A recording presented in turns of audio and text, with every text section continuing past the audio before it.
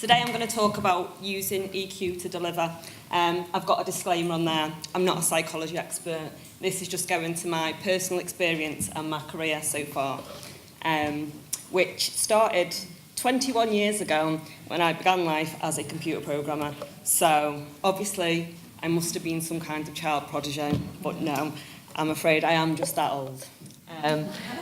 Back in the day when I started, the life in tech was pretty much like being in the basement. Our developers were in a different building to the rest of the business. We got given a massive software requirements specification. It got chucked over the fence and we worked on it in our little rooms far away from everybody else, and then it got chucked back, and that's how life worked. It's come a long way in 21 years to a highly collaborative, agile ways of working. We're open plan, we're constantly speaking to the business, and it's a different breed of people that are out there now. So it means the tech ways of working is we don't just need a team of clever people anymore, we need people who've got emotional intelligence as well. What is emotional intelligence? It's the ability to identify, use, understand and manage emotions. I think when I first encountered this, I would have called it soft skills. And it's only in the past probably 3 or 4 years that I even knew this thing existed, which is amazing when you think the person, Dan Goldman, wrote his first book on this over 20 years ago. But it's never been something that I've been aware of. And since I found out about it, I've done more reading, read some good books, read some good articles, and then I'm just putting that into use and figuring out how it works with delivery. The 5 main elements of emotional intelligence, and I won't labour on this because it could go on for days if we talked about this bit, is about being self-aware, having empathy, self-motivation, self-regulation and social skills. There's so many subcategories underneath that. It's really good. It's worth a read just to explore all of the different areas underneath that. But I just wanted to talk about what I've learned so far. I've got 10 points in my career and in delivery that I want to attribute to emotional intelligence. The first part is about being an active listener, and it sounds like one of the most basic things that you'll do. It's listening. We do it every day, but do we really actively listen? It's about taking time out, not taking your phone, not having your laptop, sitting down and having a conversation with somebody where you actually don't chip in and give any advice at all. You just listen. It's like a coaching method. So you just ask probing questions and let the person that you're speaking to come to their own conclusion. And how is this going to help us in delivery? Well, as a delivery manager, I know that we've always solving the problems of the whole world. Everyone will come to you with a problem and they know you're going to solve it. And it's what you want to do. But while we're doing this, we're not making our teams autonomous. We're not empowering them. If somebody can come to you and be coached into getting the answer to the question on their own, then next time they'll probably have the confidence to go and do that on their own without your help. So you're sort of putting yourself out of a job when you're problem solving. And if you try to do this, just have one conversation where you don't try and give the answer to a problem. It's really hard. As a natural problem solver, in your head, you're saying, I know what to do, it should be this, and I want to tell you, but I want you to come to the conclusion on your own. It's difficult, and try it next time when you're solving a problem. The most cringiest interview question, this with where do you see yourself in 5 years, is what are your strengths and weaknesses? But actually understanding what your strengths and weaknesses are really help it. It's been a game changer in my career. We talked about imposter syndrome. I think Stephen mentioned about imposter syndrome. I had my own bout of it about 5 years into my career when I realised I didn't love tech. I was a computer programmer, but I didn't love tech. I didn't go home every night to code in my room. I had a social life. I went out and see my friends. And so I was never going to be the best developer because tech wasn't my life. My life was solving problems. It was getting to the solution at the end, but it wasn't about how it was created and the tools that we used. So it was like, what am I doing with my career if I'm always going to be just a middle of the road, mediocre programmer? And so then I looked at what made me different to the other people in the team. I could see the bigger picture. I was good at organising. I could have really good conversations with the rest of the business and talk techie and non-techie and bring all of that together. And that just seemed like normal every day to me. But then when you spoke to the other developers, that was not their strong point at all. So I thought, well, maybe there's something in this. And then not about a few months after that, I became the supervisor of the dev team. So it was less coding and more coordinating. And then after that, development team manager. So it was quite apparent from looking at my weaknesses that my strengths actually meant I could be more of a manager and a leader. Being positive. We talked Stephen said his positive moment in the morning is standing by a lake. Mine is driving into work singing 80s Madonna at the top of my lungs. That gets me in a good mood in the morning, and it means anything that's happened before I've got into the office, whether my kids have torn strips off each other, whether I've been stuck in a 2-hour traffic jam, all of them things are gone because I get myself into a positive mood when you get into the office. When you're the project manager, the delivery manager, when you're in the team, people are looking at you and feeding off your positivity. So if you go in and you're in a really good mood and you're upbeat and stand-up's upbeat, it sets the tone for the day. But if you go in and, you know, it's a bit Debbie Downer day and you're not had a great time, it reflects on the team and they sort of pick up on that. So trying to paint on your happy face, however you get there, with a lake or with a bit of Madonna, try to do that before you get into the office and don't take your bad moods in with you. However, we're only human. You know, you will go in one day, you will snap at somebody, you will be in a bad mood, and it happens to everybody, all of the best people. But recognising that you've done that and going and just saying sorry to people, explaining, I was having a bit of a bad day, I was a little bit stressed out, it goes a long way with people when they see that you're genuine and you're honest about things and you're willing to admit when you're wrong. So just going and saying sorry and admitting that, you know, you might not have been you're the best version of yourself that day, it really does go a long way. Giving feedback and having difficult conversations is something that in delivery you have to do all of the time. I think it probably gets easier the more of the difficult conversations that you have, but you're never going to get it completely right. So I think that if you're going to have to give some kind of bad feedback or constructive feedback to somebody, my key things is trying to keep to facts and being able to give as many real life examples as you can for somebody to be able to process what you're telling them. Making sure it's a timely conversation, because I think it's so easy. You will procrastinate. It's this thing, I know, it's eating the frog, Vicky, it's what it's doing. It's having the conversation with somebody that you don't want to do. But then if you do it in the right time, at least somebody's got enough time to react and be able to take all of that in. If you leave it for 2 weeks, the moment's sort of gone. And thirdly, it's about being able to put yourself in their shoes and figure out how you're going to feel. If you were receiving that information, what would you do? How would you feel? How would you react?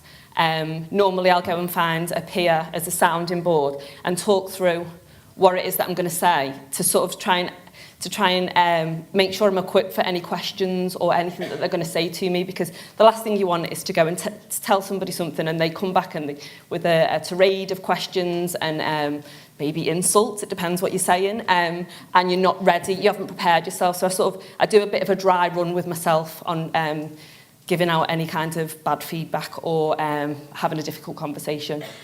But on the flip side to that is being in receipt of bad feedback and having an uncomfortable conversation directed at you. It's never nice to hear things that are bad about yourself or that you don't believe to be true or that you'd never really noticed. But it does happen because nobody's perfect. And I think that in them kind of situations, just thanking the person for the feedback, taking some time away to just digest what somebody said. Definitely don't retaliate and tell them straight away all of the reasons that they're wrong about what they've said, because obviously they're having that conversation for a reason, and taking it away and digesting it. Book something in the following day to have a conversation with them when you've calmed down a little bit and you can look at the facts. We've all been there. We are absolutely fuming at something, and you take to the keyboard and there's smoke flying off the keys as you go in because you're so annoyed about something. But don't fill in the to column, do not press send. Move away from the keyboard is what we should be doing. Personally, I'd go to the gym, I'd have a good workout, I'd come back, I'd read my email again, and then really think about every single person that's on the diss list of that email that you send in and how it makes them feel when they get it. Is it going to solve the problem that you thought it was going to solve when you took to your keyboard? And I can probably completely guarantee that it's not going to do that, and it's not going to get you anywhere, and it's probably going to make matters considerably worse. So when you're feeling emotional, when you want to take to your keyboard or your text messages, Type it out by all means, because it's a good way of releasing all of the things that you want to say, but then revisit it and see what the actual point you're trying to get across, and if you're going to achieve it with the email that you're going to send. Putting yourself outside your comfort zone, which I'm doing right now. So last year I sat where you're all sitting and watched the presenters and thought, it's really good, I've had a really good day, I'd love to be part of it. So I submitted my talk, and then the moment of fear when I realised that the talk was accepted and I had to stand up and talk in front of everybody. But it's the same with everything. I get myself into these situations all the time, and I always wonder why I say yes to things. There's so many quotes on LinkedIn, and some of them, don't mean anything, but there's a Richard Branson one where he says, when you're offered a great opportunity, say yes and figure out how you're going to do it later. And I do that all the time, and then the moment of dread before you're about to do something, I think that I agreed to do the 3 Peaks Challenge when I'd never climbed a single mountain in my life, and then I didn't do any training for climbing mountains either. So the day before we went, I was like, shit, I've really got to climb these mountains. And halfway up Ben Nevis, I thought, this is my worst decision ever. Why have I done this?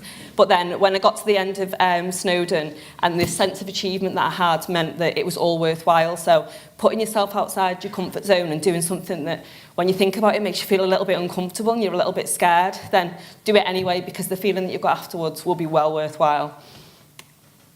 One size doesn't fit all. With every person that you meet, everybody is different, everybody's got different needs, everybody's got different emotions, and I think with your stakeholders, your people on your team, every developer's different, and trying to build a rapport with people to understand what the different nuances are between how each person works will just help you miles. I think the best example I've got is really simple, and we all do it every day: arranging a meeting.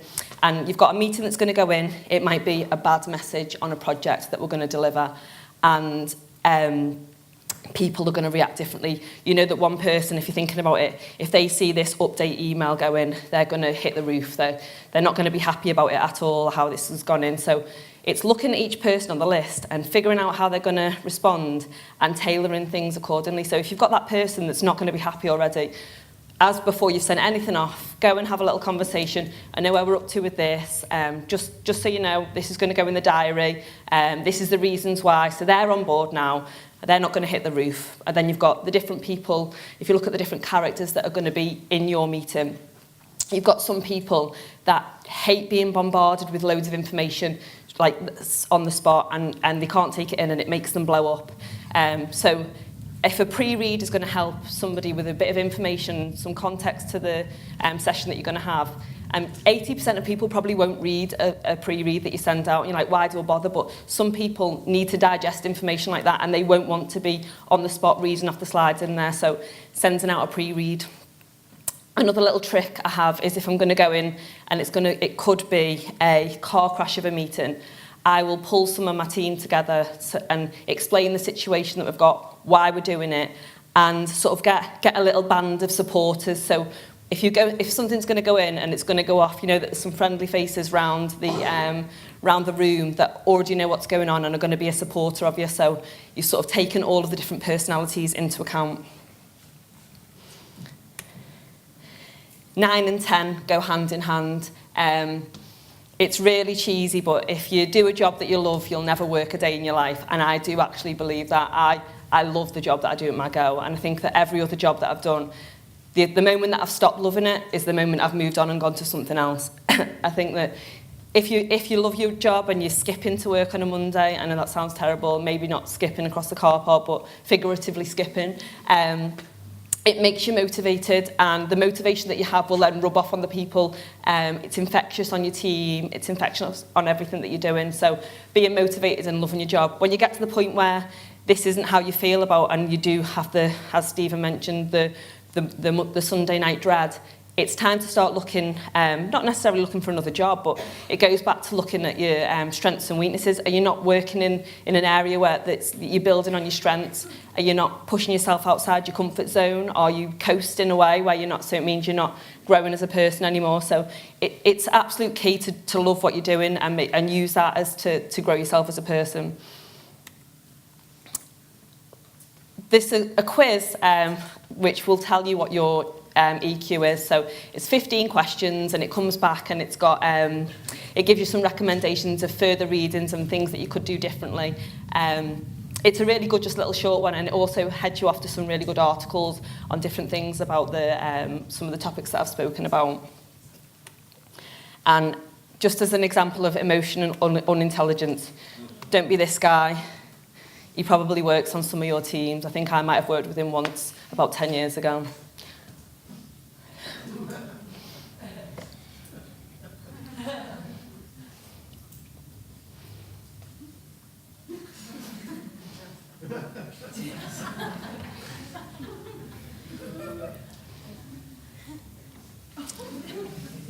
Thanks for listening, guys. Cheers.